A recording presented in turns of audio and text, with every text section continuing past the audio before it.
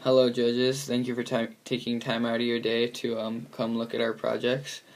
So this is my group: Bobby, the builder, Nicole, the architect, and I am the PR person.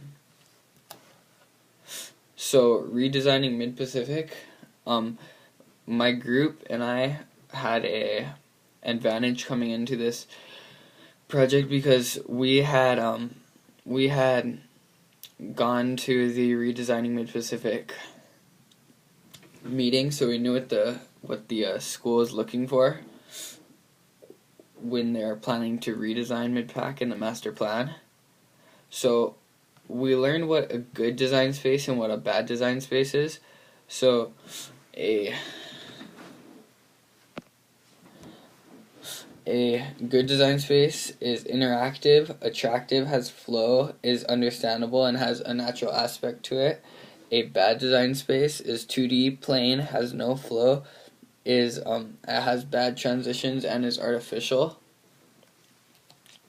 So as you can see here, this is a good design space because it's very interactive and has good flow to it.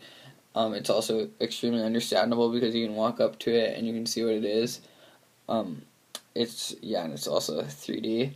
And this design space down here is a bad design space because it's not interactive at all. It doesn't have much flow to it. You can't walk up to it and really learn about it. You can just kind of look at it, and it's really just basically 2D.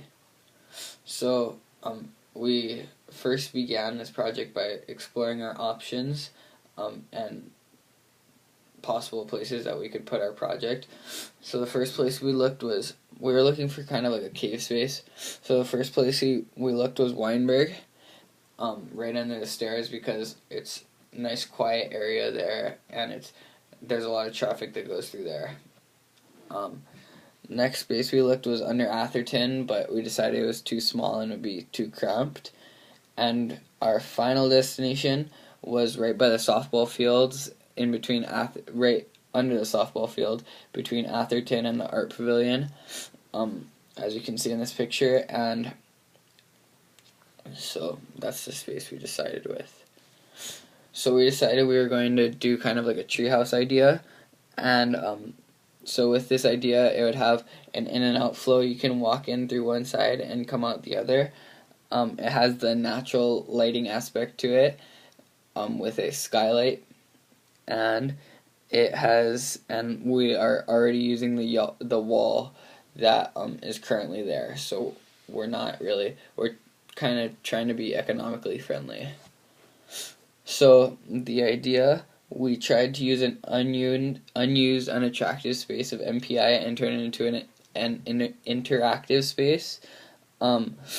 We're trying to use a space that fits its surroundings and just kind of adds on to something and doesn't build something or take something apart. And we also just wanted to make a part of MPI that wasn't utilized and kind of just no man's land into something that actually could be used and could be good for students. So this was our schematic. As you can see here, from the tree it's 12 feet back, and so this is everything here. This is our blueprint schematic. You can ask our architect about it. This is the building. So for the building, we had to do a lot of research, because the patio, we wanted to make sure it was stable and everything. So we did a lot of research on how to make a patio and what are the basic things that we needed to know. We raised it 3 feet because there are little drainage pipes, and those drainage pipes could leak water onto the wood and then rot the wood. So we lifted it 3 feet so the drainage water would just go under the patio and out down the hill. So this is the cost, and this is our budget. Most of it's lumber, as you can see, and it's extremely cheap. Features of our space: it can be used to house events. It could be an inspiration cove with places to sit, such as the stairs. It's great for teachers, parents, open houses, students, and can attract incoming students. It's easy to access between Atherton and the Art Pavilion. And lastly, it's just a quiet area for you to get away from everyone and enjoy the natural aspect of the campus. So thank you for watching our presentation. Please ask questions.